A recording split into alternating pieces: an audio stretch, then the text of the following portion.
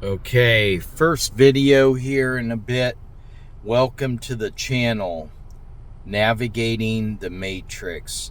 This channel is going to be about philosophy. There's going to be music, different entertainment, physics, mathematics. Today's topic, I want to introduce a theory about the infinite sea, the infinite ether. I'm sitting here at a park right now, and it's a wintry day here. And what I want to talk about is there's different types of consciousness in this theory.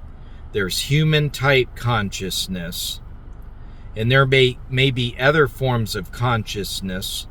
I mean, we know there's animals, all that, but picture the phenomena that we see, such as trees and snow and the sky, all these phenomena, their realization depends on our conscious experience. We make the observation, okay, and we witness these things. They appear to come into existence. But really, all of this are elements of an infinite ether. Now this, I don't know exactly how to describe it, but visually I want you to picture a lake with ripples, lots of ripples, okay? Now picture those as waves, like particle waves, and they're just all, infinitely moving about, okay? All these waves, you don't see anything other than the waves. Now imagine having a filter that could filter objects out of that, okay? So in other words, that water, I'm using this as an illustration that the ripples in the water can become anything. That's what these trees are. They're ripples in the fabric of space-time, and consciousness decodes these.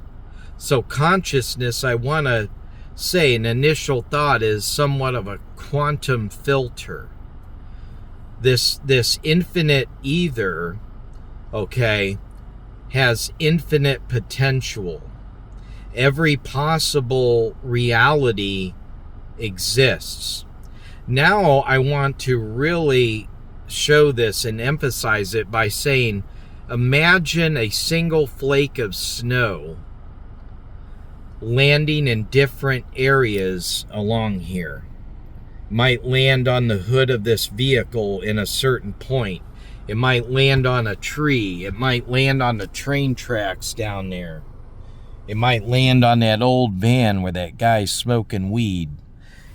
It might, we don't know. Imagine now that this universe has multiple copies where everything is exactly the same. The past happened exactly the same as it has happened, but the only difference is that one snowflake lands in different locations in each copy of reality. Quickly you will see how big this infinity is. And you wouldn't be able to tell those universes apart because you don't really acknowledge that snowflake unless you choose one to study and see where it lands. So, imagine all the permutations where this universe is the same, except for that snowflake lands in every possible area. Now imagine adding another snowflake and it landing in every possible area, but then a piece of dirt under the snow being in a different location. You would see absolute infinity of just this world line that was exactly the same since the past to today. And so that would blow up the many worlds thing. I mean, it's like when you get into multiple universes, imagine you would have infinitely many universes where the past was exactly the same, where these microscopic changes were differentiated, but the macroscopic was all the same. You couldn't tell those realities apart. Now imagine slight tweaks to that reality. There's infinitely many ways that you could rearrange that reality where it wouldn't even be noticeable on the macroscopic level. So I want this to be the initial thought for this quick video, okay? And I'm in a recording session right now, and I was taking a break, doing some tracks. I've written some more stuff that I'm recording today in my friend's studio. Anyway, I'm going to tie this to singularities.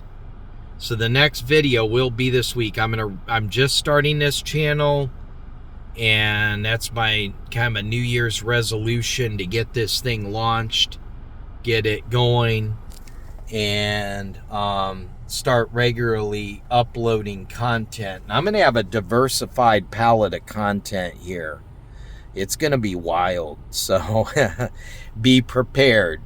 But yeah, I'm going to tie this to singularities next, and we're going to talk about the singularities, emergence, the rules of emergence, and how humans and their conceptualizations compare to these infinities, and what they truly say about what we call truths and ideas and various concepts.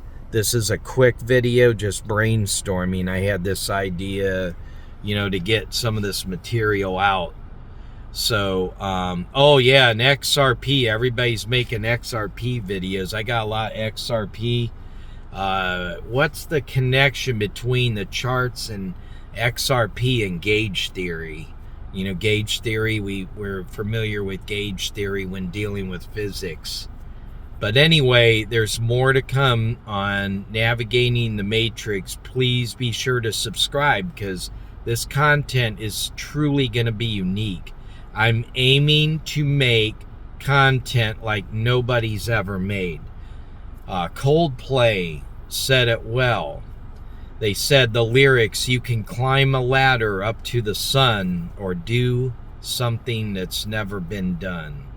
Now look at all that snow that just fell. If you can see it on the camera, imagine the motion of these snowflakes and collections of snowflakes. How many different ways can they land? All right, and the universe be just exactly the same. All right, now imagine the KT asteroid. It strikes in slightly different places. The Dino Killer, they say. And then you got 66 million years, in between that and now. And the only difference was the asteroid hit us, there's trillions of different ways it could strike the planet when you consider location and every permutation. I'm going to argue that unless everything possible happens, the universe is incomplete. A complete universe, this infinite sea, has every potential configuration and reality that could be realized.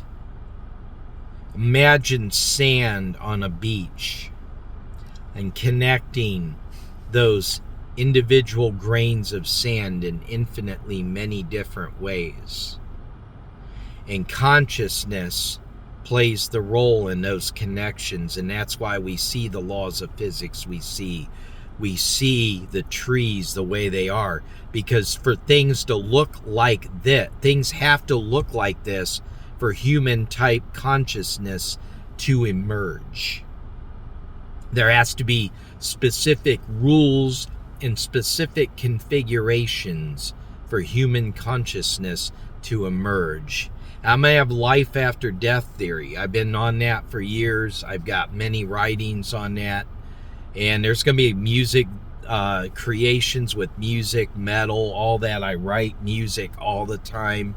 I study math. I study physics. I do model trains, model construction. I've done some computer programming. I'm into 3D printing and philosophy. But I love mathematics and physics ever since like 1995. So welcome to Navigating the Matrix. Stay tuned and peace out.